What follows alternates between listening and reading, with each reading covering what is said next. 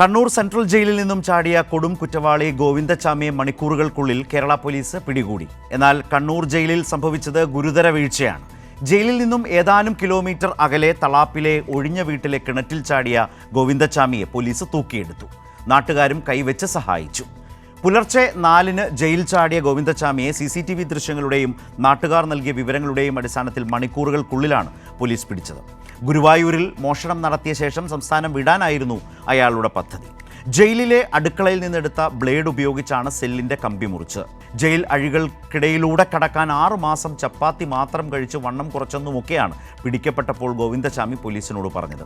Kannur jail അധികൃതർക്ക് സംഭവിച്ച ഗുരുതര വീഴ്ചയിൽ ഹെഡ് വാർഡനെയും 3 വാർഡന്മാരെയും ഉടനടി സസ്പെൻഡ് ചെയ്തു. ജയിലിലെ സുരക്ഷാ വീഴ്ചയിൽ സമഗ്രമായ അന്വേഷണം ആരംഭിച്ചതായി കണ്ണൂർ സിറ്റി പോലീസ് കമ്മീഷണർ പറഞ്ഞു. ജയിലുകളിലെ സുരക്ഷ വിലയിരുത്താൻ മുഖ്യമന്ത്രി നാളെ യോഗം വിളിച്ചിട്ടുണ്ട്.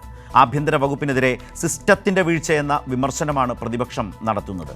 ജയിൽ ചാടി 6 മണിക്കൂറുകൾക്കുള്ളിൽ ഗോവിന്ദച്ചാമിയെ പോലീസ് പിടിച്ചപ്പോൾ 7 സ്ത്രീകളെ കൊലപ്പെടുത്തിയ റിപ്പർ ജയാനന്ദനെ 2013 ഉമ്മൻചാണ്ടിയുടെ ആഭ്യന്തര സിസ്റ്റം പിടിച്ചത് മാസങ്ങൾക്കു ശേഷമല്ലേ എന്ന ചോദ്യത്തിന് ഇതുവരെ ഉത്തരവും റീൽസും വന്നിട്ടില്ല.